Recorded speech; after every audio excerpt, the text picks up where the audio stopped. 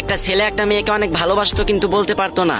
অনেকদিন অপেক্ষার পর অবশেষে ছেলেটি মেয়েটিকে গিয়ে বলল, আমি তোমাকে অনেক ভালোবাসি। মেয়েটি কিছুই বলল না এবং ভাবলো দেখি একটু পরীক্ষা করে যে সে আমাকে কতটুকু ভালোবাসে। এরপর থেকেই শুরু হলো ছেলেটিকে কষ্ট দিয়া, অবহেলা করা, খারাপ ভাষায় ব্যবহার করা, আরো কত কি।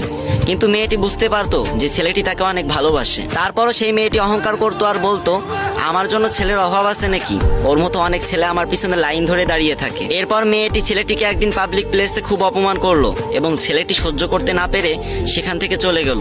তারপর থেকে ছেলেটি আর মেয়েটিকে কখনোই বিরক্ত করেনি। এরপর অনেকদিন কেটে গেল এবং মেয়েটার খুব খারাপ লাগতে লাগলো এবং সে বুঝতে পারলো যে সেও সেই ছেলেটাকে ভালোবেসে ফেলেছে। এরপর মেয়েটা ছেলেটাকে খুঁজতে খুঁজতে তার বাসা পর্যন্ত চলে গেল এবং তারপর সে শুনতে পেল তার পাগলটা এখন আর দুনিয়াতে নেই। ওই দিন মেয়েটি পাবলিক প্লেসে খারাপ ব্যবহার করার পর ছেলেটি বাসায় ফেরার সময় একটা রোড অ্যাক্সিডেন্টে মারা যায়। তাই আমি আপুদেরকে বলতে চাই, কোনো ছেলে যদি তোমাকে ভালোবাসে তাহলে তার ফিলিংস নিয়ে ভেবো, নিজেকে নায়িকা ভেবো না।